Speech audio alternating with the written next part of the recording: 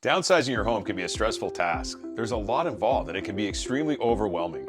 Good news is it doesn't have to be, as there are many ways to alleviate the stress from this emotional process. I've created a system so that you don't have to endure the stress. Instead, you will have a lot less stress and a good night's sleep. In this video, I am going to explain to you the in-depth process to downsize your home. We are going to cover everything, and don't worry, I won't be boring you with long summaries which will put you to sleep. This video will be short and very informative, I promise. Oh, by the way, I almost forgot to introduce myself. My name is Will Mansour, and I have spent the last 45 plus years living and working in Mississauga. I've been a top producing agent for the past 20 years. I know, right? Who cares? Wait, that's almost half my life. Anyways, but seriously, my passion is to build relationships and look after the people I work with. My goal is to know everyone I work with for the rest of their lives, not just during the process.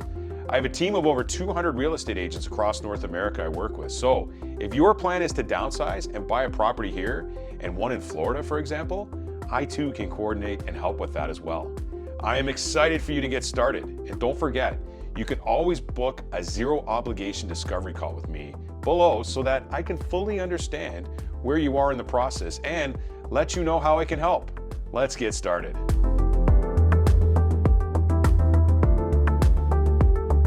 Downsizing your home can be overwhelming. Handling the move and transitioning to a smaller space can be daunting. Over the years, while working with many downsizers, I have developed a tight list of tips that will evolve the process into a smoother situation for you.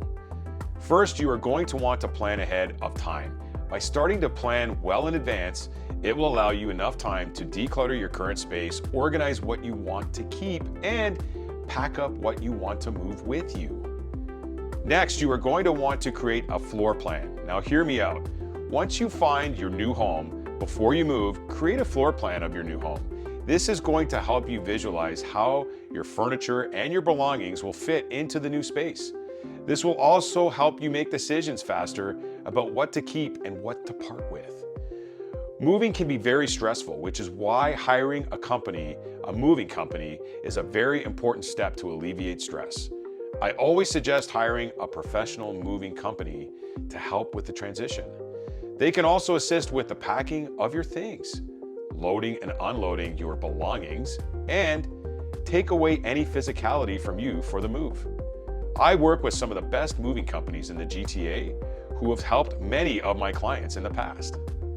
Decluttering can be a very emotional task when downsizing. However, this is a very important and difficult step in the process. It is very important that you approach this with an open mindset, as it will make the process easier for you, somewhat. Before the move, as mentioned earlier, go through your belongings and decide what to keep and what to part with. Now, moving to a smaller space means you will have less storage space, which is why it is very important to be mindful of storage space in your new space. You're going to want to consider using furniture with built-in storage, such as ottomans or bed frames with drawers, to maximize the limited amount of space you're going to have. It is also very important to be flexible when downsizing. It's a big change, and most people don't like change, which is why it's important to be open to new ways of living. Having this open growth mindset will help you feel more settled and make it easier to maintain your new living space.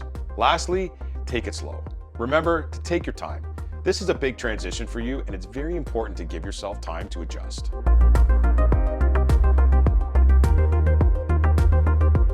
Downsizing your home can have a significant impact on your lifestyle and daily routine. You will have significantly less living space, which means adjusting to a smaller living area and potentially giving up certain luxuries, such as a guest bedroom or a home office, for example. However, downsizing is not all bad. Downsizing can free up your most valuable asset, which is time, as well as provide you with additional finances, which both were previously spent on maintaining your larger home. With more time and money, this will allow you to travel more or pursue hobbies and interests you always wanted to try, but didn't have the time or money to do so. It will also free up more time to spend with your family. Your daily routine is also going to change and be more simplified, especially if you choose to downsize to a condominium. Adjusting to a simpler way of living in a smaller space will allow you to develop a routine that complements your new lifestyle with less maintenance.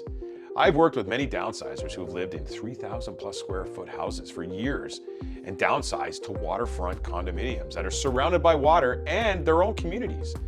This is important when downsizing. You must establish your wants before deciding to downsize. Examples of these wants could be downsizing closer to the water, coffee shops, retail stores, proximity to major highways and airports, etc. Keep in mind that downsizing is a personal choice. It can have both positive and negative effects on one's lifestyle and daily routine. However, with proper planning, preparation, and an open mindset, it can be a very exciting step in the next chapter towards a meaningful and very fulfilling life.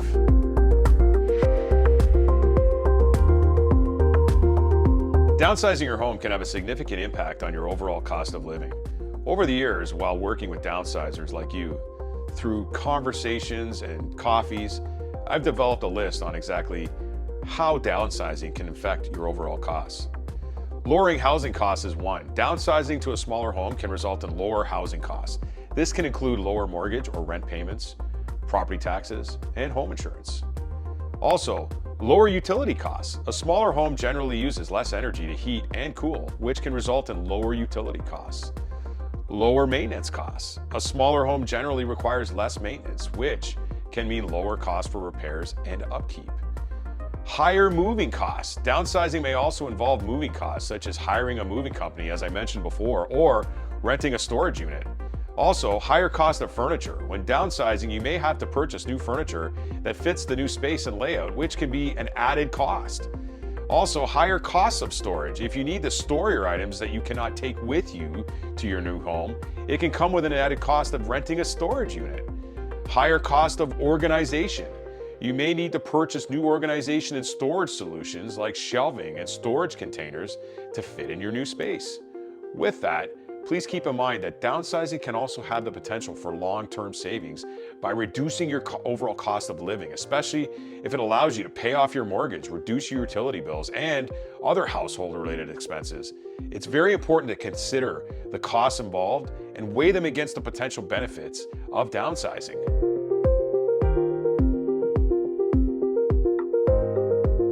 Dealing with sentimental attachments to certain items can be very emotional when getting ready to downsize.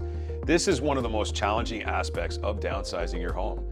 Good news is there is always a way to ensure the emotional stress is not as taxing as it can be for some. I always suggest making a list of the items that you have a sentimental attachment to and to also consider the reasons why you want to keep them. This can help prioritize which items are truly important to you and which are not. Taking breaks when you're starting to get emotional and finding it hard to make decisions about certain items can help with your mindset and give you a fresher perspective when you come back. This can be very helpful throughout this entire process. Set an alarm and work for a certain amount of time, then take a break and come back. Remember, memories are not tied to a specific object and can often be kept in other forms such as photographs, videos, and stories. One very cool thing one of my past clients did was to create a memory box. By creating a memory box of all your sentimental items that you physically can't part with, you'll be able to keep them all in one place. And this memory box can include all kinds of items too, such as photographs, letters, and many other keepsakes. Letting go of the past and being realistic is not easy. However, you must remember that downsizing is about moving forward and creating a space that works for your current lifestyle. By letting go of some of the sentimental items, this can be a great opportunity for growth and new beginnings, which is exciting and scary at the same time. Advice I can give after working with many downsizers in the past and seeing them grow through this is to be honest with yourself about what you truly need and what you truly can live without. Some sentimental items might not fit into your new space or your daily routine.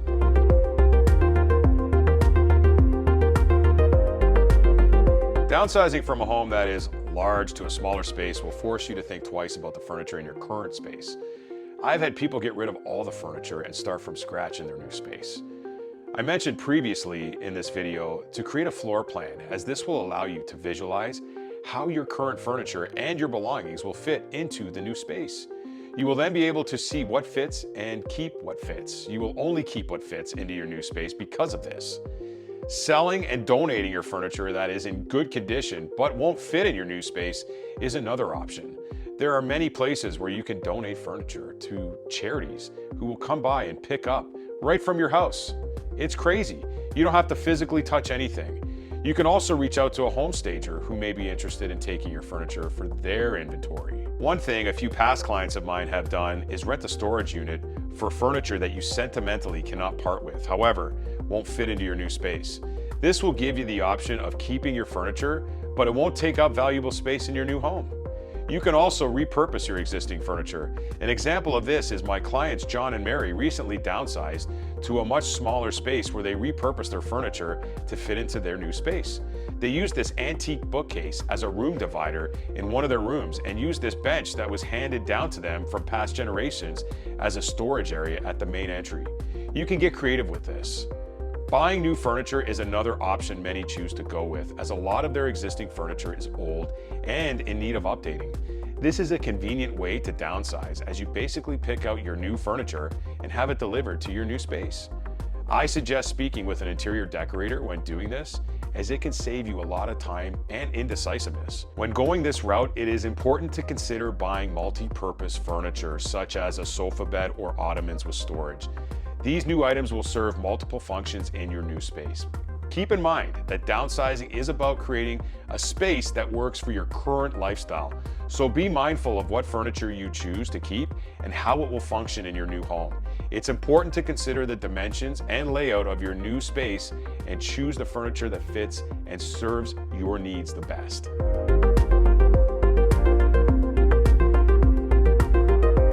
There are several ways to maximize the financial success of the downsizing process. By researching the local real estate market to understand the current trends, you will be able to get a clear idea of what you can expect to sell your current home for and what you can expect to pay for your new one. I always provide my downsizing clients with a clear understanding on current market conditions for both of these. Once you know and understand the market conditions and you are ready to list your home, it is important that you price your home correctly. This is often a step that is handled incorrectly and can be very frustrating throughout the entire process.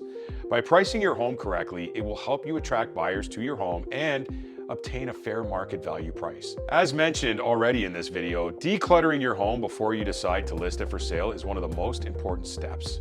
You want to make sure your home shows well when it's listed and priced correctly.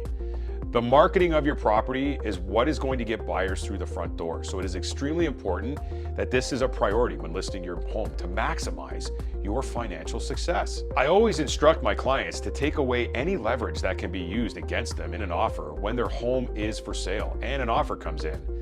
The way to do this is by making all the necessary repairs to your property prior to listing your home. Therefore, planning ahead of time is a very important step to take before listing your home. Examples of this are structural, such as updating your air conditioning and furnace. If they are old, replacing your roof, updating your paint colors, kitchens, baths, and basements. This will increase the value of your home and make it more appealing to buyers. Mortgage rates always go up and down, and depending on the market, you may want to ensure that if you are going to take a mortgage out on your new property, to be organized by speaking to a licensed mortgage professional. This should be on the top of your list of things to do. Shopping for rates is one thing. However, it is important to also know and understand the terms of the mortgage, such as prepayment penalties, and what penalty you will have to pay financially if you decide to break the mortgage, whether fixed rate or variable rate. Recently, I was working with some downsizer clients of mine, and they were unsure about the process. One suggestion I made to them was to rent before they bought a place. By renting, this allowed them to go through the entire downsizing process and experience living in a smaller space in a condominium community for 1 year to see how it fit their lifestyle. This allowed them to experience this newfound lifestyle to make sure it was the right decision and location before they decided to buy a place. The financial success of downsizing will depend on many factors for you, including market conditions as well as personal circumstances. It is extremely important to weigh all the costs and benefits of downsizing and make the best informed decision for your current lifestyle.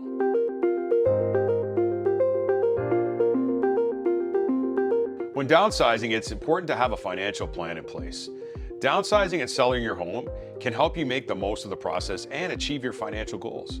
Having goals for this process is important. However, a goal without a plan is basically just a dream.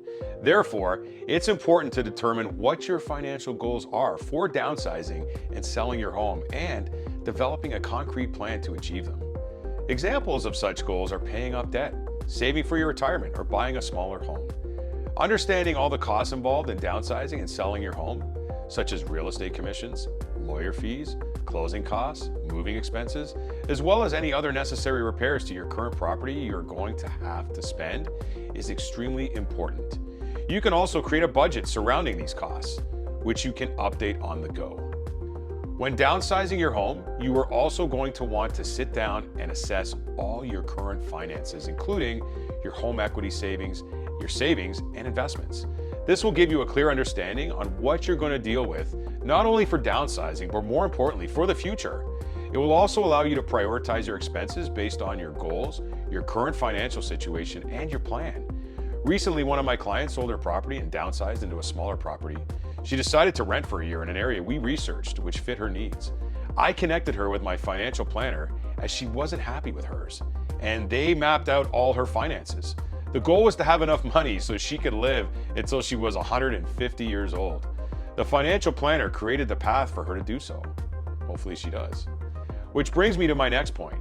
You're going to want to continuously reevaluate your financial plan and make any necessary adjustments, which are based on changes in your life, personally, financially, and due to current market conditions.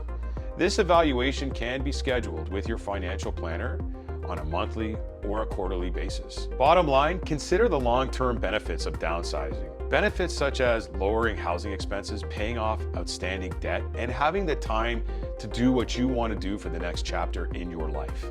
By having goals and developing a plan to achieve those goals, you will be able to decide how you will use the equity in your home to better your lifestyle.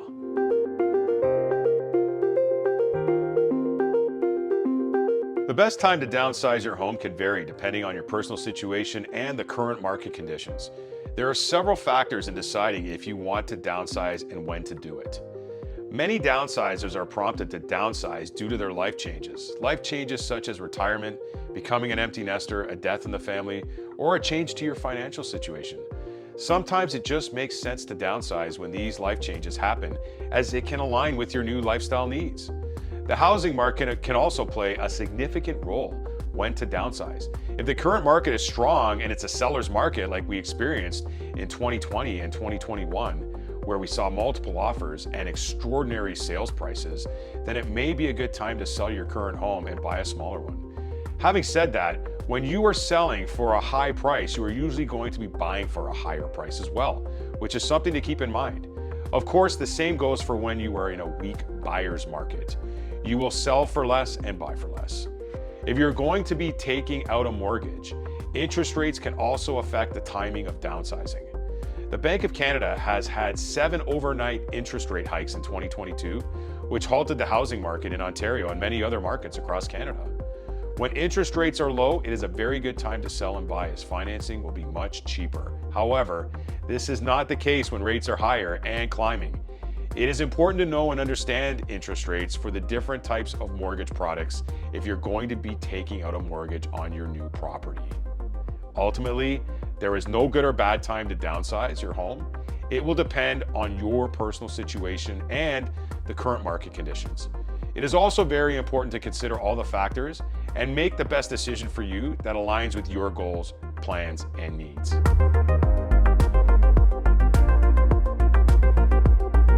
When downsizing your home, it is important to figure out whether you are going to spend money on renovations to get your home ready for sale.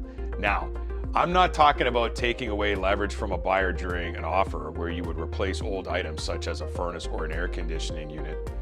I am talking about renovating and remodeling your home. Before spending money on expensive renovations or remodeling, you are going to want to consider the cost versus the potential financial benefit. A good question to ask is, will the renovation or remodel increase the value of your home, and will it make it more appealing to potential buyers? Researching the local real estate market to see what similar homes in your area are selling for and what features and renovations they have will give you an idea of what changes will be most beneficial to make before putting your home on the market. I always do this analysis for all my downsizers as I don't want them spending money they don't need to spend otherwise.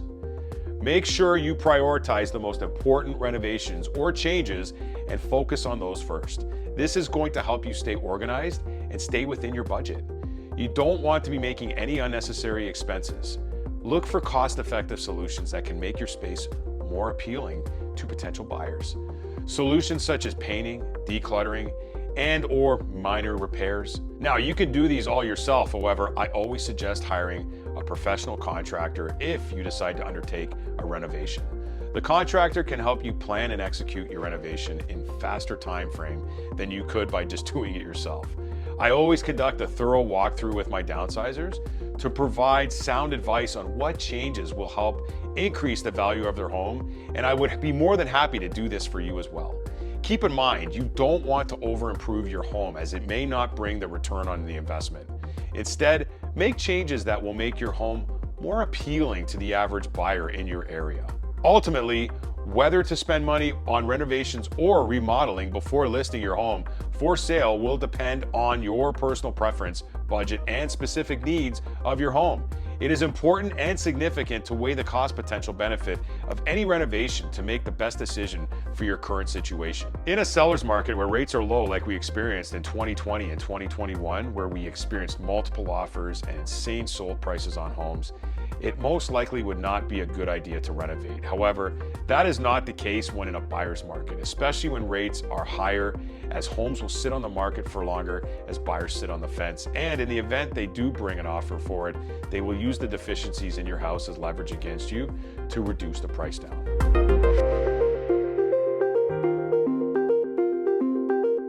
I personally am not a downsizer yet, but I will be eventually. I'm very close to half a century old, and this is something I think about often.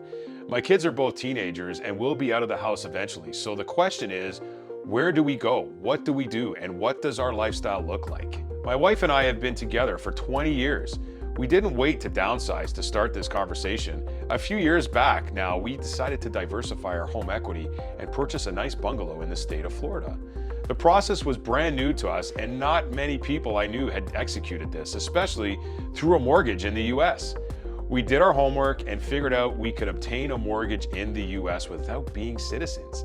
By the way, did you know very few people in the US refinance their mortgages? They locked us in at the same rate for the life of the mortgage, which is amazing for us and our monthly finances. Now, we are 10 years away from spending 6 months there and 6 months here. However, during this time frame, we are renting out our house through Vrbo and Airbnb and have been successful as our house is fully booked for close to the next 24 months. Last year, I spent 55 nights at our house rent-free. And when we decide to spend 6 months a year there, we will rent the house out for the 6 months we are not there to cover the annual expenses for the house. My point is, if you decide you want to downsize and buy smaller properties here and a smaller property in the US or Mexico, I have lived through the process and have it all documented so that I can share it with you and others so that they too can experience what I'm experiencing with my wife. Just imagine having a foreign property you can go to, and when you go there, you are living for free the entire time. Now that is what I call planning ahead. My wife and I had the goal, we talked about it for years, we developed the plan, and we executed. We are now in the process of looking to secure our second home in the same area we purchased our first home in Florida. This is not rocket science, folks, if you know and understand the process, which I am more than happy to share with you if you would like to diversify your home equity once you decide to downsize.